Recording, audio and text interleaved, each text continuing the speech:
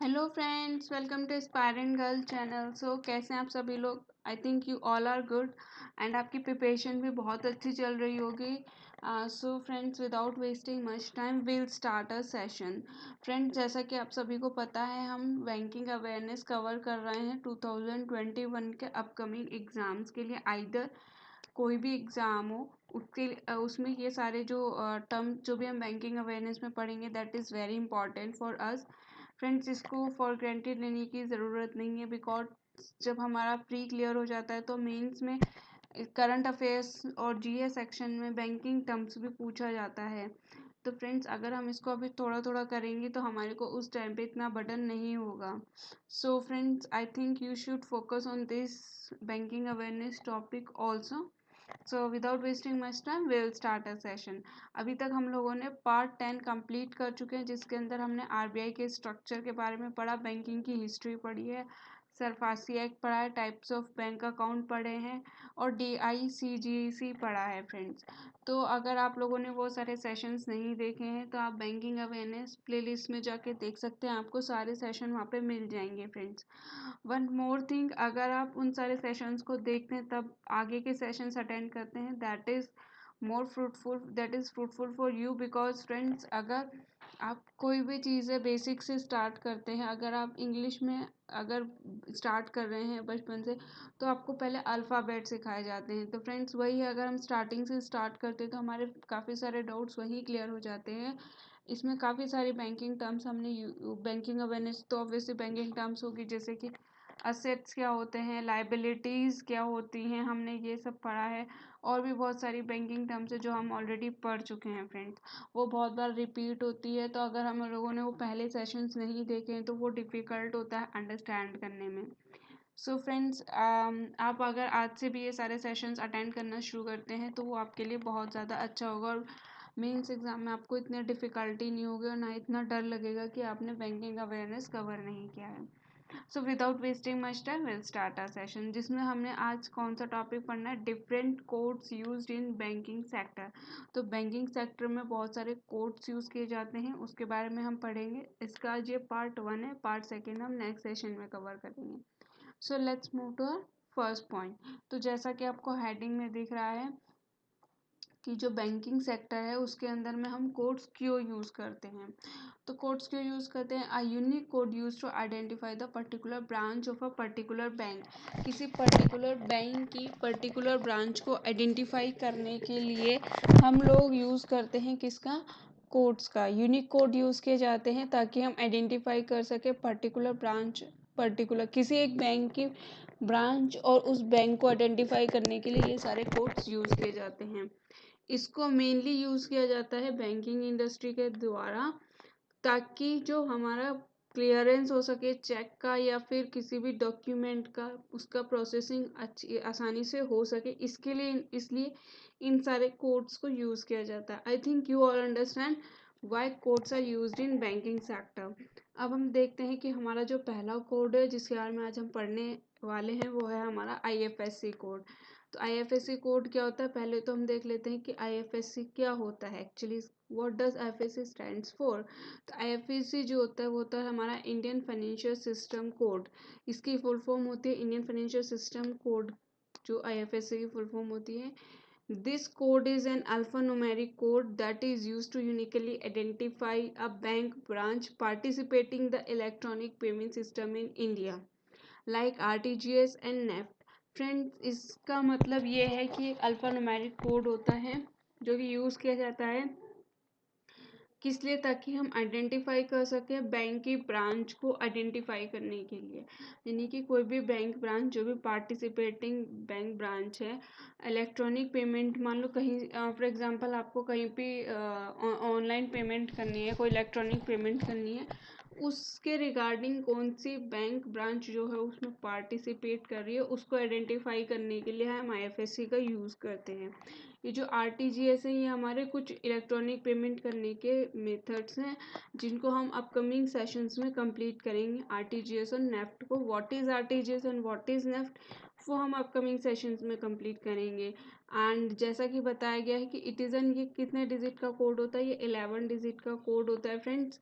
And इसमें क्या होता है कि जो हमारे फर्स्ट 4 लेटर्स होते हैं 11 डिजिट्स में, वो हमारे बैंक कोड रिप्रेजेंट करते हैं, और 5th लेटर जो है वो 0 रिप्रेजेंट करता है, और 6th लेटर जो है हमारा वो बैंक की ब्रांच को रिप्रेजेंट करता है।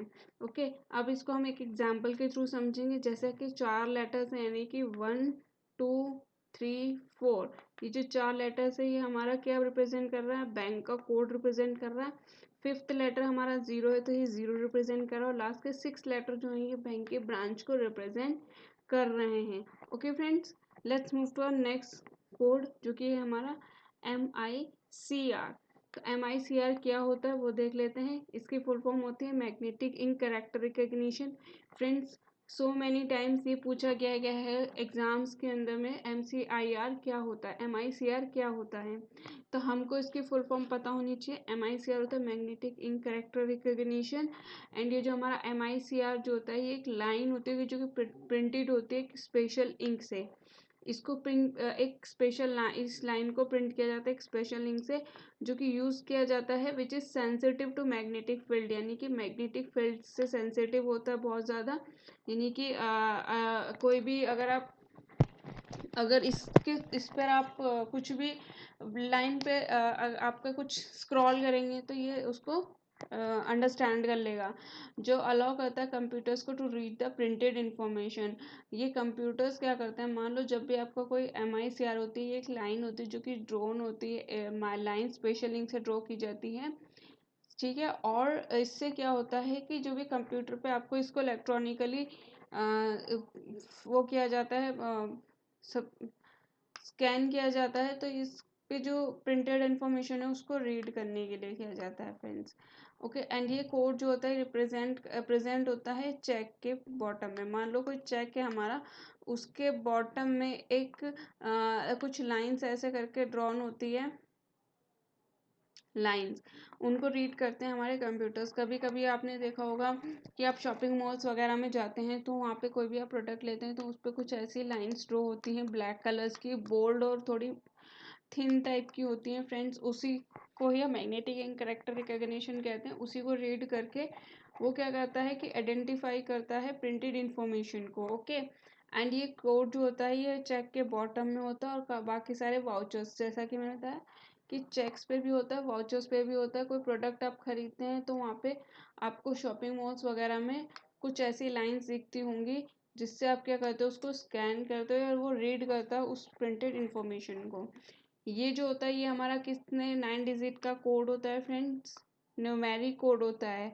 वो हमारा IFSC जो होता है वो होता है हमारा अल्फ़ा न्यूमेरिक, यानी कि अल्फ़ाबेट्स भी होते हैं उसमें, न्यूमेरिक भी होते हैं, नंबर्स भी होते हैं। जैसे कि स्टार्टिंग के 4 हमको क्या है, बैंक की कोड बता रहा है, 5th 0, और फिर लास्ट के भी हमको क्या बता रहा है, बैंक की ब्रांच। तो ये हमारे अल्फ़ाबेट्स और न्यूमेरिक दोनों हो गए। लेकिन जो हमारा MICR होता है वो 9 डिजिट का होता है, इसमें सारी की सारी नंबर्स ही होते हैं। Okay, used to identify a bank participating in electronic clearing scheme. ये इसलिए यूज़ किया जाता है ताकि हम आइडेंटिफाई कर सके कौन कौन से बैंक जो है वो पार्टिसिपेट कर रहे हैं इलेक्ट्रॉनिक क्लियरिंग स्कीम में। ओके, लेट्स देखते हैं कंपोनेंट जो है मैग्नेटिक इंक कैरेक्टर रिकॉग्निशन के वो क्या क्या हैं। तो हम देखते हैं कि पहला दिया हुआ है कि जो 3 डिजिट्स जो होती हैं वो हमारी सिटी का, स्टार्टिंग की 3 डिजिट सिटी कोड बताएंगी, सेकेंड 3 डिजिट जो हो गई वो हमारी बैंक कोड बताएंगी, और लास्ट की 3 डिजिट जो है वो हमारा बैंक ब्रांच बताएंगी। टोटल हो गई हमारी 9। यहाँ पे हम डिवाइड कर लेते हैं, 3 डिजिट्स ये हो गई एंड 3 डिजिट्स ये हो गई। तो ये जो स्टार्टिंग की 3 डिजिट है ये सिटी का कोड बताएंगी, ये वाली जो 3 डिजिट्स हैं ये हमारी बैंक का कोड बताती हैं, और ये जो हमारी लास्ट की 3 डिजिट्स हैं ये हमारी बैंक की ब्रांच बताती हैं। फॉर एग्जांपल कोई भी बैंक है वो हमारा किसी भी जगह पे है, तो मान लो फॉर एग्जांपल कि मुंबई में हमारा कोई भी बैंक, मान लो फॉर एग्जांपल पंजाब नेशनल बैंक बॉम्बे में है, तो ये हमारा उस सिटी का कोड बताएगा। ये हमारा क्या बताएगा, बैंक का कोड बताएगा, और ये बैंक की ब्रांच जो है मुंबई में उसको बताएगा। Okay friends, I think you all understand all these points. Let's move to our next code जो कि है हमारा स्विफ्ट कोड। तो स्विफ्ट जो होता है वो क्या होता है वो हम देख लेते हैं। स्विफ्ट की फुल फॉर्म होती है society for world wide interbank financial telecommunication. यानी कि इसकी फुल फॉर्म हुई society for world wide interbank financial telecommunication, and it is a unique identification code for both financial and non-financial institutions approved by the International Organization for Standardization। यानी कि एक unique identification code होता है, एक unique identification code होता है जो कि हमारी फाइनेंशियल या नॉन फाइनेंशियल इंस्टीट्यूशन दोनों के दोनों इसे यूज़ करते हैं। इसे आईएसओ के द्वारा अप्रूव्ड किया गया है, सर्टिफाइड है। स्विफ्ट कोड को यूज़ किया जाता है ज़्यादातर किस लिए, इंटरनेशनल अगर आपको मनी ट्रांसफ़र करनी होती है, यानी कि एक कंट्री से दूसरी कंट्री में मनी ट्रांसफ़र करनी है तो बैंक्स के बीच में, मतलब एक बैंक है उसकी ब्रांच इंटरनेशनल किसी और कंट्री में भी है तो आपको उस बैंक्स में ट्रांसफ़र करनी है मनी, तो आप स्विफ्ट कोड का यूज़ करते हैं। It is a standard format of bank identifier code. ये जो हमारा बैंक आइडेंटिफायर कोड जो कि ऊपर दिया हुआ है, तो ये एक स्टैंडर्ड फॉर्मेट होता है बैंक आइडेंटिफायर कोड का, ठीक है। और ये या तो 8 डिजिट का होगा या फिर ये 11 डिजिट्स का होगा कोड, ठीक है फ्रेंड्स।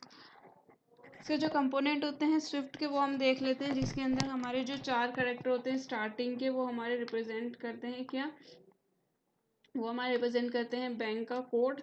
स्टार्टिंग के 4 कोड जो करेक्टर्स होते हैं, फिर 2 करेक्टर्स नेक्स्ट, जो 2 करेक्टर हो गए वो हमारे रिप्रेजेंट करेंगे ISO 3166 जो है उसको रिप्रेजेंट करेंगे, जिसमें पहला हमारा अल्फ़ाबेट होगा और सेकेंड जो होगा वो हमारा कंट्री का कोड होगा, ओके फ्रेंड। बाकी के जो 2 नेक्स्ट होते हैं करेक्टर वो रिप्रेजेंट करते हैं हमारे लोकेशन कोड, और लास्ट के 3 करेक्टर जो होते हैं वो रिप्रेजेंट करते हैं ब्रांच कोड। जैसे कि आप देखेंगे स्टार्टिंग के 4 कोड देख लिया, 1 2 3 4 IDIB, तो ये हमारा किसका IDIB जो है ये क्या हो गया, इंडियन बैंक जो कि चेन्नई में जो भी है कोई भी है, ये स्टार्टिंग में उस बैंक का कोड हो गया। फिर ये जो हमारा फर्स्ट जो है ये हमारा ISO 3166 का पहला अल्फ़ाबेट हो गया, और दूसरा जो होगा ये हमारा कंट्री कोड हो जाता है। फिर उसके बाद में जो 2 कैरेक्टर होते हैं वो हमारी उस जगह का एड्रेस देता है कि लोकेशन का कोड बताता है, और जो लास्ट के 3 कैरेक्टर्स होते हैं ये उस बैंक की ब्रांच का कोड बताते हैं, okay friends. I think you all understand what is Swift and Swift code, okay friends. फिर नेक्स्ट देखते हैं हमारा जो है वो है हमारा क्या, MMID क्या होता है, मोबाइल मनी आइडेंटिफायर जो होता है ये MMID होता है, जिसमें MMID is an identifier which is used in payment that are made using interbank mobile payment services. MMID जो होता है, पहले तो इसकी फुल फॉर्म देख लेते हैं जो कि बहुत बार पूछी जा चुकी है ऑलरेडी, जो कि होता है mobile money identifier friends. And mobile money identifier एक ऐसा आइडेंटिफायर है जिसको यूज़ किया जाता है वो सारी पेमेंट करने के लिए, मतलब वो used in payments that are made using, मतलब वो सारी पेमेंट जिसको हम IMPS के थ्रू यानी इंटरबैंक मोबाइल पेमेंट सर्विसेज के द्वारा जो भी पेमेंट्स करते हैं उस पेमेंट को करने के लिए ये यूज़ किया जाता है।